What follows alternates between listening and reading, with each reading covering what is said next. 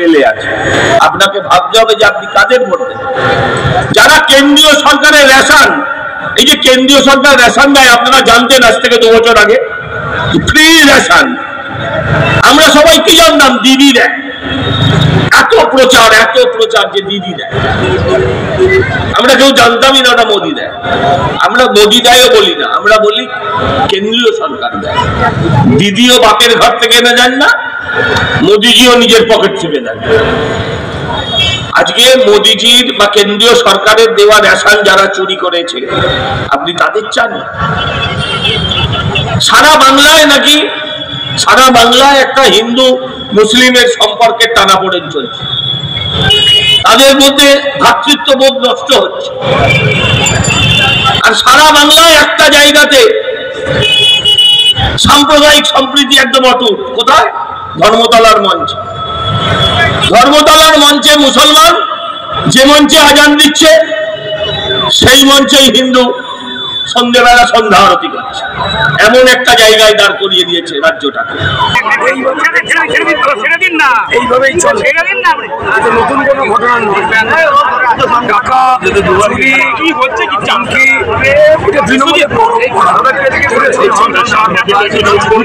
বীরভূমে যেটা দেখা যাচ্ছে, অনুপম হাজরা ওখানে যেটা একেবারে প্রকাশ্যে তাদের কোন্দল, আপনাদের দলের কোন্দল সামনে আসছে। কেননা পয়েন্টস মেলায় বীরভূমে বিজেপির যে অস্থায়ী স্টল তৈরি হয়েছে, তার ঠিক উল্টো দিকে অনুপম হাজরার ছবিতে সেখানে বলা হচ্ছে বঞ্চিত বিরোধী যারা তাদের জন্য স্টল খোলা হয়েছে।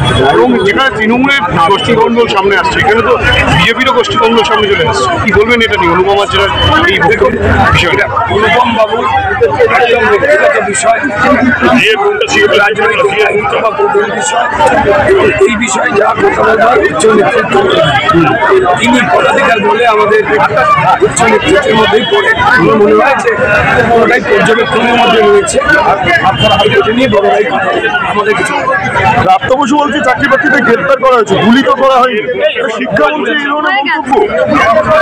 দেখুন, প্রাপ্ত বসু কয়েক মাস ধরেই আজকে যা বলেন তার বিপরীত কথা বলেন। উনি নাট্যকার ছিলেন, কিন্তু মনে হয় নিজের চিত্রনাট্য সফলতা তার নিজেই গুলিয়ে ফেলেছেন। ভালো করে ডায়লগ মুখস্থ করে বাড়ি থেকে বেরোনো হচ্ছে। আমারও রাজ্যে গতকাল টেট পরীক্ষা হলো, আবার প্রশ্ন ফাঁসের অভিযোগ আসছে। দেখুন, আমরা জানি এটা হচ্ছে দাবানলকে চাপা দেওয়ার জন্য, মানুষের যন্ত্রণাকে চাপা দেওয়ার জন্য 2024 ইলেকশনের আগে যে কোনো দুর্বুদ্ধি বার করে। যেমন এই দালাল ঘোষ, বাচ্চা বাচ্চাদের ছেলে মেয়েগুলো বসে রয়েছে, বসে সঙ্গে মিটিং করাচ্ছি। আমরা প্রত্যেকেই চাই তাদের চাকরি কয়েকজন ছেলে মেয়েকে হচ্ছে না, কিন্তু যারা আপনাদের কেন্দ্র সরকারের যোজনাগুলো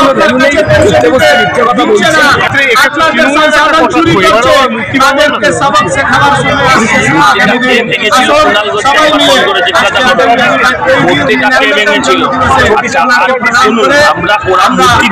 কামনা করি আমাদের শিক্ষাকে ভেঙে দিয়েছে। কে বলছে? প্রাপ্ত বসু।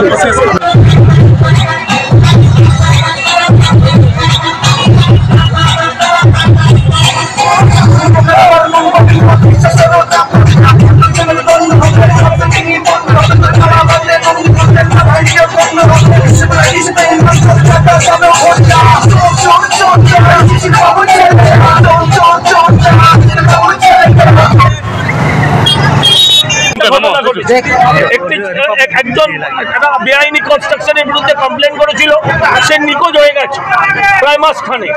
তার বউ কমপ্লেন করতে গেছে, বউকে পুলিশ 27 দিন জেল কাটিয়ে দিয়েছে। এ তো প্রতিনিয়ত ঘটনা চলছে। আপনি কোনটার কথা বলুন?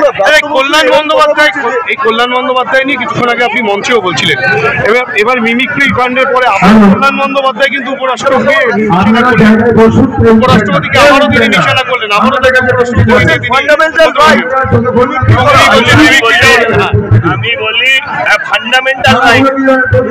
উনি তো মিমিক্রি আর্টিস্ট। আমি বলবো ওনাকে একবার ওই কুণাল ঘোষের বাড়ির সামনে গিয়ে একটা